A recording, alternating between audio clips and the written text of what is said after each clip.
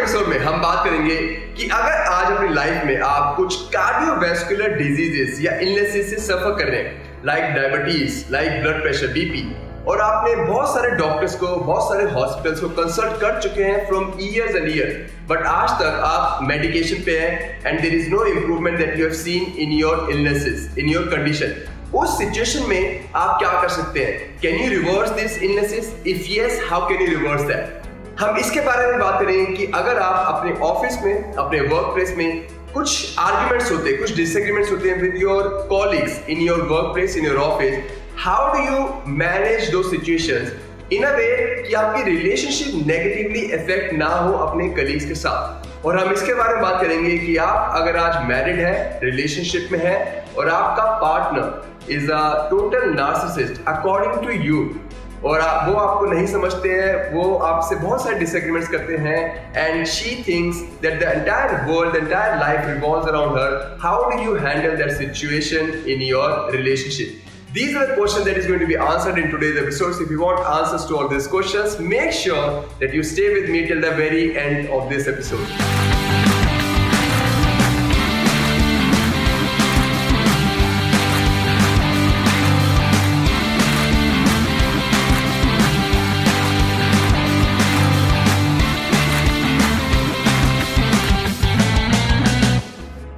नमस्ते, सत श्री अकाल, सलाम वालेकुम एंड जय हिंद टू ऑल ऑफ यू। मैं आप सब लोगों का स्वागत करता हूं on 12th episode of relentless talk with Ravneet. मैं होप करता हूं ये वीकली शो आप सभी की लाइफ में कुछ ना कुछ हेल्प कर रहा है, आप सभी की लाइफ में कुछ ना कुछ वैल्यू ऐड कर रहा है। मेरा प्लान है इस शो को जिंदगी भर चलाने के लिए जब तक मैं जिंदा हूं। So with this, let's start with today's episode. We are going to answer 3 questions just like every other episode. So पहला क्वेश्चन पे जल्दी चलते हैं। So Chitali, what's the first question that we have for today? So this question is from XYZ person. We cannot reveal his name. He's from Ludhiana. He's asking, my wife is narcissist. She speaks bad about me and my family all the time. Her mother influences her a lot, and most of our personal things are discussed with her and mother, which affect our relationship negatively.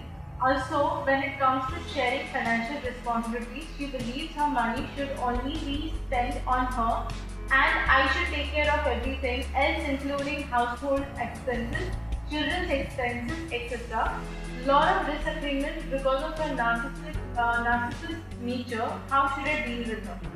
So आपके essentially 2 questions है। इस question में 2 questions है। एक कि आप सोचते हैं कि आपकी वाइफ नार्सिसिस्ट है and she is influenced a lot bye her mother because of विच आपकी रिलेशनशिप नेगेटिवली इफेक्ट हो रही है। पहला part of your question is this. Second part of the question is कि बहुत सारे फाइनेंशियल डिसएग्रीमेंट्स हैं, जिस तरीके से पैसा खर्च होना चाहिए, उनको कितना करना चाहिए, आपको कितना करना चाहिए। तो ये आपका दूसरा पार्ट है। सो दोनों पार्ट का मैं आंसर करता हूँ। सी पहला, मैं जो भी आंसर करूँगा वो आंसर करूँगा बेसिस और assuming that what you are saying is right, because I don't know her perspective, I don't know what is her viewpoint. So मैं जो भी आंसर करूँगा basis that what you are saying is absolutely right, that she is a narcissist, she is negatively influenced by her mother, a lot of financial disagreements. So I'm going to answer basis what you are telling me right now. So assume that she is a narcissist and she is influenced a lot by her mother.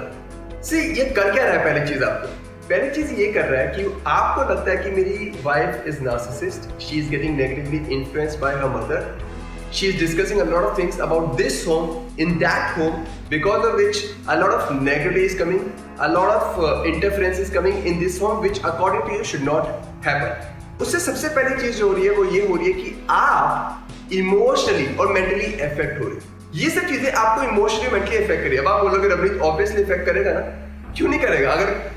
अगर वो negativity कहीं से ला रही है, हर जगह इस घर की बातें उस जगह फैला रही है, उधर से नेगेटिविटी आ रही है, तो ऑब्वियसली इफेक्ट करेगा। यहीं पे तो हम मार खाते हैं। मुझे एक बात बताओ, लाइफ में कोई प्रॉब्लम है, लाइफ में कोई डिफिकल्ट सिचुएशन है, अगर लाइफ में डिफिकल्ट टफ प्रॉब्लम आता है तो उस टफ प्रॉब्लम में क्या हमें और टफ नहीं बनना चाहिए for us to handle that problem? लोग सोचते हैं कि टफ प्रॉब्लम आया तो मेरा इफेक्ट होना तो लाजमी है। अगर टफ प्रॉब्लम आया और आप ढीले पड़ गए, आप अस्थिर हो गए अपने इमोशंस में, मेंटल स्टेट में अस्थिर हो गए, तो एक अस्थिर इंसान स्थिरता कैसे लेकर आएगा अपनी लाइफ में? जब आप अस्थिर हो जाओगे, आप इफेक्ट हो जाओगे, आपकी इमोशनल मेंटल स्टेट इफेक्ट हो जाएगी, तो आप प्रॉब्लम पे फोकस करोगे, आप सोल्यूशन पे फोकस नहीं कर पाओगे। आपका दिमाग आपको एक ब्लेमिंग मोड पे लेके जाएगा, आपका दिमाग एक क्रिपिंग मोड पे लेके जाएगा। जो मैं बोल रहा हूँ बुरा मत मानना, मैं बता रहा हूँ कि दिमाग हमारे साथ कैसे खेलता है। जब टफ प्रॉब्लम आती है उसमें सबसे पहले हमें टफ होना पड़ता है, मतलब हमें अंदर स्थिरता रखनी पड़ती है। तो स्टेप 1 जो आपको करना है कि अगर कुछ भी हो रहा है, आपके घर की बातें उधर जा रही है, उधर से नेगेटिविटी आ रही है, उनकी मम्मी आपके बारे में कुछ भड़का रही है, कुछ भी चल रहा है, सालों से चल रहा है, पहली बात तो इफेक्ट होना बंद करो। उसके लिए आपको इमोशनली और मेंटली टफ बनना पड़ेगा। जब तक आप इमोशनली मेंटली टफ नहीं बढ़ोगे, आप इफेक्ट होते रहोगे, और ये जो लूप है ना लाइफ का, ये कभी खत्म नहीं होगा। आप करते रहो, बोलते रहो अपने आप को, दुनिया को, मेरे से क्वेश्चन पूछो, कल जाके किसी और से पूछ लेना, 1000 लोगों से पूछोगे, पर आंसर सबसे पहले यही होना चाहिए कि आप इफेक्ट होना बंद हो जाओ। आपको अपने इमोशंस पे कंट्रोल आना चाहिए। Step 1 is that. Now step 2, listen to this. अगर वो इन्फ्लुएंस हो रहे हैं अपनी मदर से, इसका मतलब ये है कि वो इस समय नेगेटिवली इन्फ्लुएंस हो रहे हैं। इसका मतलब ये है कि वो पॉजिटिवली भी इन्फ्लुएंस हो सकते हैं किसी और की वजह से। अगर किसी एक इंसान कोई नेगेटिवली इफेक्ट कर रहा है एक इंसान को, तो उस इंसान को कोई दूसरा इंसान पॉजिटिवली भी इफेक्ट कर सकता है, पॉजिटिवली भी इन्फ्लुएंस कर सकता है। पर वो कैसे होगा? वो तब होगा जब आपका अपनी वाइफ के साथ एक स्ट्रॉन्ग बॉन्ड होगा, एक स्ट्रॉन्ग कनेक्शन होगा। अगर उनका अभी पलड़ा भारी है मॉम का ऑन हर, सी हो क्या रहा होगा, मान लो आपकी वाइफ का आपसे कुछ इश्यू है, कोई डिसएग्रीमेंट, कोई भी इश्यू चल रहे हैं, छोटे छोटे इश्यू चल रहे हैं, सालों से चल रहे हैं, महीनों से चल रहे हैं, वो उधर जाके डिस्कस करती है। अब उनकी मॉम जो आंसर करेगी, जो अपनी ओपिनियन देगी, is going to always be a biased opinion. The reason being, most people will find it really difficult to become neutral. अगर मेरी बच्ची मेरे पास आके बता रही है कि पापा मेरा पति मेरे साथ ये कर रहा है, मेरा बॉयफ्रेंड मेरे साथ ये कर रहा है, मेरा हस्बैंड मेरे साथ ये कर रहा है, और अगर मैं मेंटली टफ नहीं हूँ, मैं इमोशनली टफ नहीं हूँ, तो मैं भी रहूंगा बायस्ड। मैं उसकी बात सुनूंगा और उसके बेसिस के ऊपर अपना व्यू पॉइंट दूंगा। तो मैं बोलूंगा हाँ, तू जो कर रही है सही कर रही है, तुझे ऐसा करना चाहिए। ये बात सुनने वाली है, ये बहुत लड़कियां करती हैं, बहुत औरतें करती हैं। ये हमें समझना पड़ेगा, what is the nature of a woman and what is the nature of a man. The nature of a woman is that they want to share things. इसका मतलब ये नहीं कि आपकी माँ, आपकी बीवी हर जगह जो आपकी बुराइयां कर रही है वो इसलिए कर रही है because she likes doing those things. Nature होता है औरतों का, नेचर होता है वुमेन का कि they want to share things. तो क्या पता वो शेयर करती है माँ के साथ, क्या पता वो शेयर करती है अपनी सहेलियों के साथ, क्या पता वो शेयर करती है अपनी बेस्ट फ्रेंड के साथ, क्या पता वो शेयर करती है अपनी बहनों के साथ। पर शेयर में क्या होता है, निकल जाती है बातें। और दूसरा बंदा भी बिकॉज वो बायस्ड होता है, वो आपकी तरफ बायस्ड होता है। तो आपने थोड़ा सा, मैं जहर वर्ड यूज कर रहा हूँ for the lack of better word, but आपने थोड़ा सा जहर उधर करा और उधर से जहर आया, और इस तरीके से इन्फ्लुएंस बढ़ता रहता है और अनइंटेंशनली कपल की रिलेशनशिप खराब होती है। तो हमें पहले ये समझना पड़ेगा कि आपकी वाइफ अगर ये सब कर रही है, they want to share things, और दूसरा बंदा इन्फ्लुएंस कर रहा है, वो इसलिए कर रहा है बिकॉज दूसरा बंदा is also not emotionally mentally tough to be able to be non bias. कल मेरी बेटी होती है और मेरी बेटी की शादी होती है, and if she comes and says this is what is happening पापा with me in this home, तो इसका मतलब अगर मैं मेंटली टफ हूं तो मैं सिर्फ उसकी बात नहीं सुनूंगा। मैं ये नहीं कि मेरी बेटी है तो मैं अपनी बेटी पर, मैं देखूंगा सिचुएशन को, बिकॉज मैं चाहता हूं एज अ बाप, as a father, I want to make my daughter independent to handle her own life, her own problems on their own. But आपके केस में may be your mom in law और anybody who is influencing your wife is not mentally tough enough to be able to make sure that they're empowering your wife to handle the problems on their own. ये सब बातें ना आपको समझनी पड़ेगी, थोड़ी सी empathy लानी पड़ेगी। Now, step 1 is becoming emotionally mentally strong. Step 2 is understand why it is happening, what is happening. Show some empathy कि इसलिए सिर्फ चीजें हो रही है। Third step is आपको जो negative influence है उधर का, आपको पॉजिटिव इन्फ्लुएंस अपना बनाना है, और वो तभी बना पाओगे जब आपका अपनी वाइफ के साथ एक बॉन्ड होगा, एक कनेक्शन होगा। You need to make your wife feel special, feel loved. मैं आपको अपनी एग्जांपल देता हूँ। मेरे को कभी प्रॉब्लम होती है अपनी पर्सनल लाइफ की सिचुएशंस के बताने के लिए। मेरी लाइफ में भी एक सिचुएशन थी, एक टाइम था जब मेरी partner was too much influenced by her mother in a lot of ways. Same situation applies here.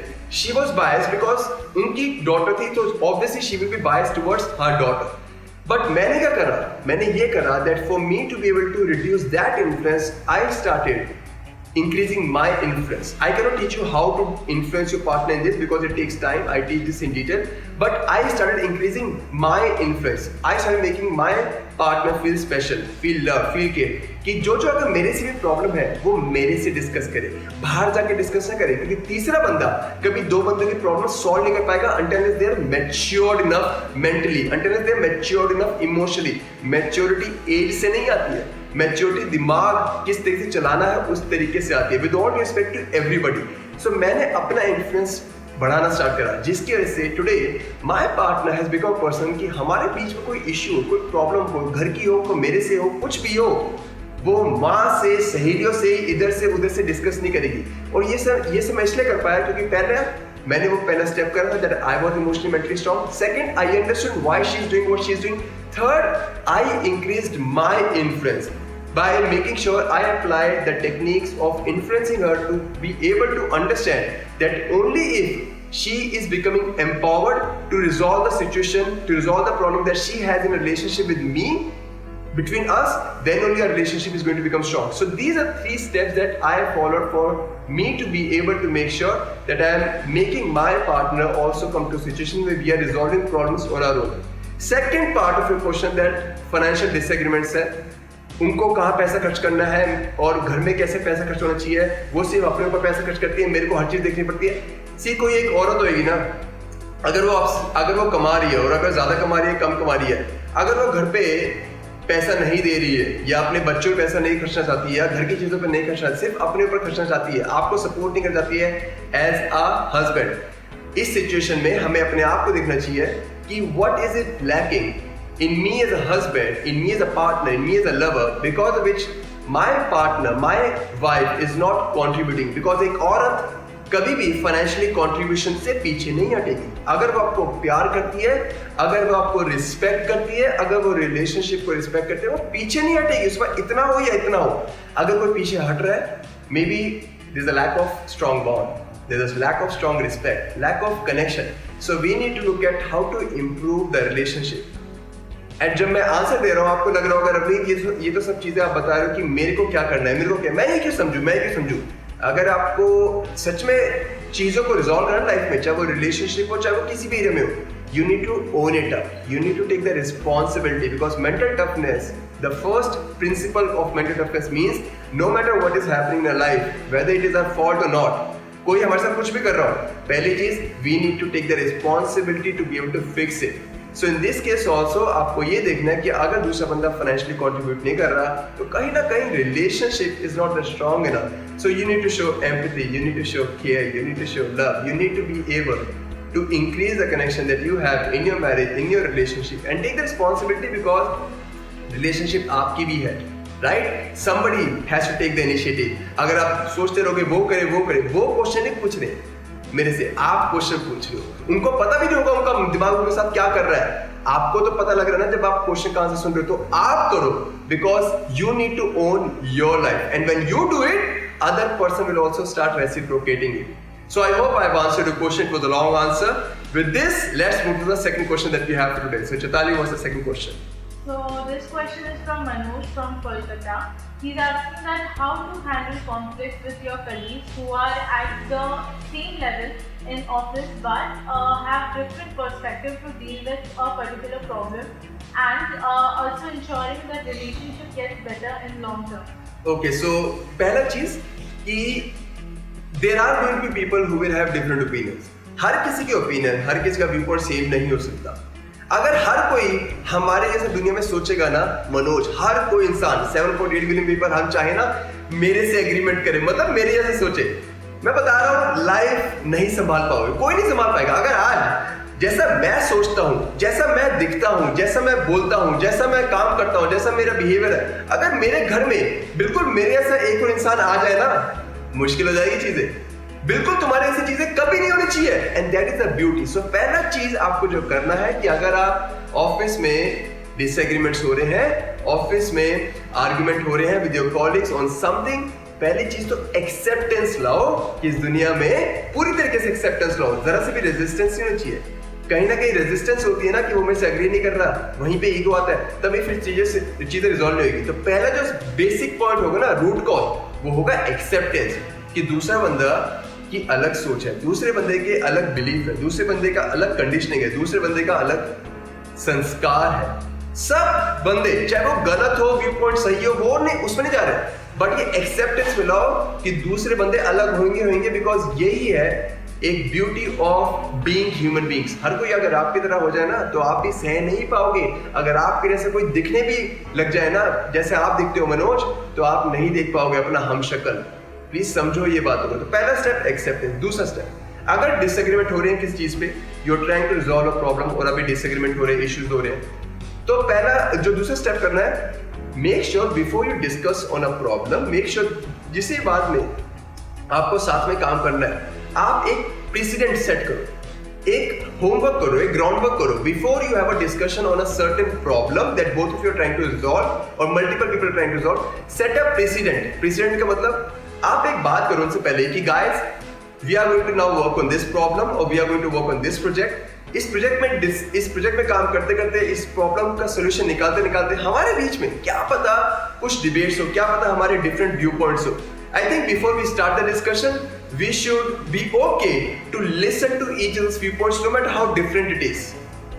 And even if there are arguments going on, we should be okay to listen to each other's arguments in peace, शांति से, calmness से।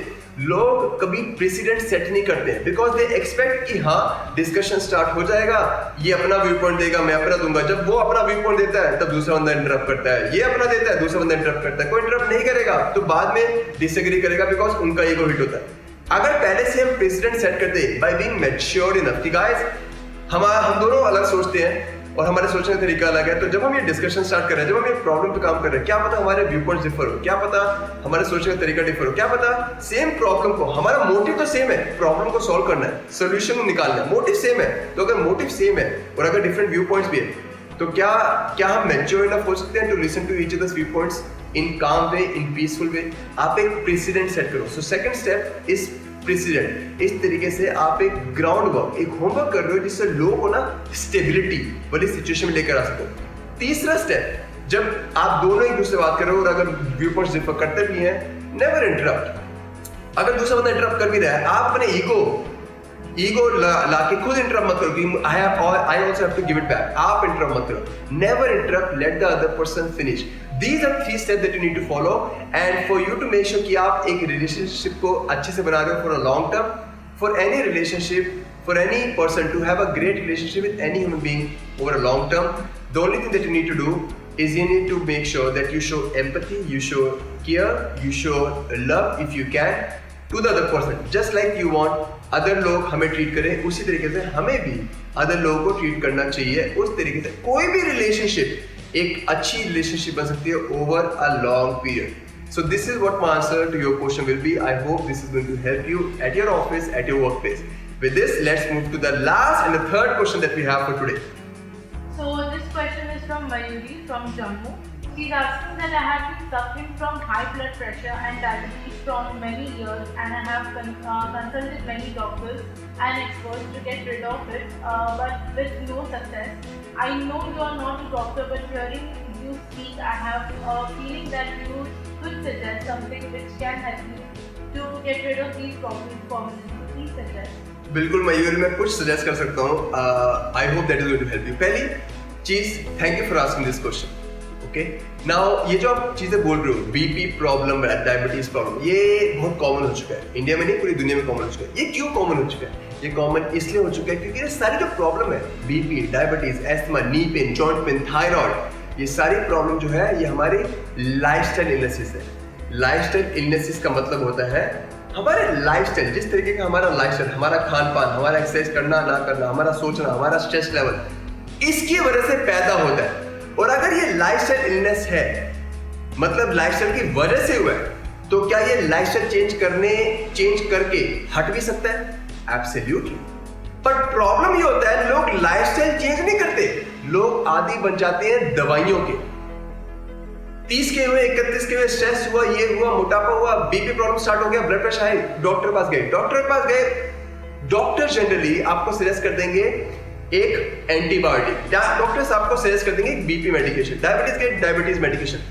हमें ये सोचना चाहिए ये BP medication, जो diabetes medication होती है, ये हमें क्या ट्रीट करती है? ये कभी ट्रीट नहीं करती है, ये हमें आदी बना देती है। बट लोगों को लगता है एक बार बीपी हो गया, एक बार डायबिटीज हो गया तो वो तो जिंदगी भर चलेगा। क्यों चलेगा? क्योंकि आसपास के लोगों का भी सालों साल चल रहा है। क्यों चलेगा? क्योंकि डॉक्टर भी बोल रहा है कि चलता रहेगा चलता रहेगा। क्यों चलेगा भाई? आप लाइफस्टाइल चेंज करोगे तो सारी चीजें चेंज होगी, बट हमने कॉमन बना दिया। It is not supposed to be common. What is supposed to be common is you being fit enough in every possible way. और वो तब होगा जब आप ये समझोगे कि अगर कोई चीज पैदा होती है तो उसको आप मार भी सकते हो। उस बीमारी को मारने का तरीका ये है कि वो पैदा हुई है लाइफस्टाइल से, गलत लाइफस्टाइल से, तो लाइफस्टाइल चेंज करेंगे तो वो सही भी हो जाएगी। मैं आपको गारंटी देता हूँ, आपको मैं कुछ सजेस्ट करने वाला हूं, अगर आप वो 6 महीने तक भी फॉलो कर रहे हो, मैं पूरी तरीके से सजेस्ट नहीं कर सकता हूं ऑब्वियसली, बिकॉज ये शो है, इसमें मैं इतना लंबा ज्ञान नहीं दे सकता। उसके लिए आपको क्या पता मेरा प्रोग्राम ज्वाइन करना पड़े, जिसके लिए मैं डिटेल में बात करता हूं। आपको करना है करिए, नहीं करना मत करिए, वो कंप्लीट, बट जितना मैं इतना हेल्प कर सकता हूँ इस वीडियो पे उतना करता हूँ। आपको ना लाइफस्टाइल चेंज करना पड़ेगा। लाइफस्टाइल में चेंज क्या करना पड़ेगा? पहली चीज, आपको सात्विक खाना खाना पड़ेगा, सात्विक फूड पे जाना पड़ेगा। जब लाइफस्टाइल की बात करते हैं ना, सबसे पहली चीज लोग खराब करते हैं और जो सही होनी चाहिए वो है खाना। सात्विक खाना मतलब लोग आज कैसे खाना खाते हैं? लोग कुछ भी खाना खा रहे हैं। जंक फूड तो छोड़ो, वो तो चल ही रहा है। जो नॉर्मल खाना भी होता है ना, आलू बनाना, राजमा बनाना, छोले बनाना, जिस तरीके से बनाना, वो सब भी जो बनाया जाता है वो उस तरीके से नहीं बनाया जाता है जिस तरीके से बनाना चाहिए। हमें बनाना चाहिए ऑन लो फ्लेम्स, बट हम क्या करते हैं, हमारे घर में आदत बनी है हाई फ्लेम पे खाना बनाना। हम क्या करते हैं, फ्रूट्स पे तवज्जो नहीं देते। सात्विक अगर खाना करना है तो आप फ्रूट्स पे तवज्जो दो। फ्रूट्स में भी आप सात्विक फ्रूट, सीजनल फ्रूट पे तवज्जो दो। जो फ्रूट उस सीजन में है वो फ्रूट खाओ। सीजनल फ्रूट, सीजनल वेजिटेबल खाओ। लोग क्या करते हैं, सीजनल फ्रूट, सीजनल वेजिटेबल नहीं खाते, जो भी मार्केट में एक ट्रेंड चला है खा लेंगे। For example, a lot of people are very fond of kiwi. Kiwi क्या यहाँ पे उग रही है आपकी? कीवी बाहर से आती है, आप कीवी खा जा रहे हो ये सोच के मैं कीवी खा रहा हूँ। कीवी, अरे जो यहाँ पे आसपास चीजें उगती है, ये बात डिटेल करने वाली है, डिटेल बात करने वाली है, मैं डिटेल में नहीं कर पाऊंगा, बट आसपास जो चीजें उगती है ना वो खानी चाहिए। हमारे आसपास, हमारे पुराने जमाने में सतयुग में जनरली लोग जो भी अनाज, जो भी चीज 100 किलोमीटर के दायरे में उगती थी वही चीज खाते। बट आज वो पॉसिबल नहीं है क्योंकि कोई चीज नॉर्थ ईस्ट में, आसाम में उग सकती है और हमें यहाँ पे खानी पड़ती है। बट एटलीस्ट हमें देश की तो खाओ, सीजनल फ्रूट खाओ। जब फ्रूट खा रहे हो तो एक टाइम पे एक ही फ्रूट खाओ। अगर 2 फ्रूट भी खाने हैं तो एक जैसे फ्रूट खाओ। एक जैसे मतलब जैसे खरबूजा हो गया या वाटरमेलन हो गया, मस्कमेलन, वाटरमेलन, एक जैसे फ्रूट खाओ। सीजनल फ्रूट खाओ, एक जैसे फ्रूट खाओ। रॉ वेजिटेबल्स खाओ, सीजनल वेजिटेबल खाओ। खाने का, पकाने का तरीका चेंज करना पड़ेगा। आपको मिट्टी के बर्तन में पकाना चाहिए, पर आज हमारे फ्लेम आ रखे, बहुत सारी चीजें चेंज करने को है। आपको एक्सरसाइज स्टार्ट करनी चाहिए। क्या पता आप एक्सरसाइज नहीं कर रहे हो, you need to exercise. You can do yoga, you can do running, you can do jogging, you can do cycling. एक फूड चेंज करो अपने सात्विक लाइफस्टाइल में, एक एक्सरसाइज वाला पार्ट चेंज करो। एक अपने बॉडी को क्लीन करने के लिए सुबह डिटॉक्स का जूस पियो, डिटॉक्स जूस पियो। डिटॉक्स जूस मतलब या तो आप कोकोनट वाटर पी सकते हो, या तो आप लौकी का जूस पी सकते हो, या तो आप सफेद पेठे का जूस पी सकते हो, आप खीरे का जूस पी सकते हो। अपनी बॉडी को सुबह सुबह डिटॉक्स करो। सुबह सुबह लोग डिटॉक्स करते हैं, सीधा पेट में अनाज डालते हैं, ब्रेकफास्ट डालते हैं, आलू पराठा, सैंडविच। आपको पहले अपनी बॉडी को डिटॉक्स करना है, वो 10-12 घंटे का जो टाइम मिला है, डिटॉक्स जूस, अपना डिटॉक्स जूस करो। आपको सनसेट के बाद खाना बंद करना चाहिए। लोग सनसेट के बाद 10-11 बजे खा रहे हैं, पर सनसेट के बाद खाना बंद करना चाहिए। ऐसे बहुत सारी चीजें हैं जो लाइफस्टाइल में आपको सीखनी पड़ेगी for you to be able to change your lifestyle. और मैं बता रहा हूँ, आप ये फॉलो करोगे ना 3-6 महीने के अंदर, 6 महीने बहुत है, 3 महीने के अंदर आपकी जो बीपी की 10-15 साल चल रही है, डायबिटीज 10-15 साल चल रही है, ये रिवर्स हो जाएगी। और ये मेरी गारंटी है। और ये इसलिए गारंटी है बिकॉज मैंने बहुत लोगों को ये सब चीजें बता के उन्हें इंप्लीमेंट करी और उनको हेल्प हुआ है। और ये इंप्लीमेंट भी तभी होगा क्योंकि अभी सुनने में लगेगा अरे यार कितना कुछ बता दिया रवनीत यार, ये तो नहीं होगा। मुझे सात्विक लाइफस्टाइल, मुझे खाना सनसेट के बाद, मेरे से हो ही नहीं सकता यार। एक्सरसाइज, मेरे को अपना पूरा फूड तरीका चेंज करना है, मेरे को फ्रूट्स पे जाना है। मेरे को फ्रूट्स पे नहीं जाना, आपको सात्विक रोटी बनानी आनी चाहिए, सात्विक सब्जी बनानी आनी चाहिए। सब्जी जिस तरीके से बनती है वैसे नहीं, रोटी जो खाते हैं ग्रेन की वैसे नहीं, सात्विक रोटी बनानी आनी चाहिए। रवनीत तो बहुत कुछ करने का है। ये ओवरवेलमिंग जो चीज आ रही है ना, अगेन आ रही है दिमाग से। इसलिए मैं सबसे पहले 3 एरियाज में हेल्प करता हूँ, हेल्थ, रिलेशनशिप और money. Through mental toughness. Mental toughness क्यों हेल्प करता हूं पहले? बिकॉज जब तक मेंटली टफ नहीं रहोगे, जब तक माइंड पे आपका डोमिनेशन नहीं आएगा, तब तक जो भी मैं आपको स्ट्रेटजी बताऊंगा हेल्थ को चेंज करने के लिए, पैसे को चेंज करने के लिए, रिलेशनशिप को चेंज करने के लिए, होगा ही नहीं, बिकॉज आपका दिमाग आपको कर देगा dominate. So my answer to your question will be yes, there is a solution to any of your lifestyle illnesses by changing your lifestyle. But वो लाइफस्टाइल को चेंज करने के लिए आपको मेंटली टफ बनना पड़ेगा, मेंटली स्ट्रांग बनना पड़ेगा, so that you can implement, because implementation is the की। Information is not the key. जो मैं इंफॉर्मेशन दे रहा हूँ, इसको इंप्लीमेंट कैसे करना है is the key. So that is my answer to your question will be, I hope that is going to help you in some way. इसके साथ we have come to the end of this 12th episode of Relentless Talk with Avneet. थोड़ा सा लंबा episode हो गया, but मैं चाहता था कि मैं आपको जितना आंसर कर सकूं in detail, I am doing it. So I hope this is helping you. अगर आपका भी कोई क्वेश्चन है, कोई भी क्वेश्चन है, please ask me on my social media channels on Facebook, on Instagram, on LinkedIn, on Twitter, or even on my office WhatsApp number. And maybe your question will gonna get picked, maybe next week, maybe next to next week. So I'm going to see you next week in the 13th episode of Relentless Talk with Avneet. Jai Hind, Bharat Mata Ki Jai.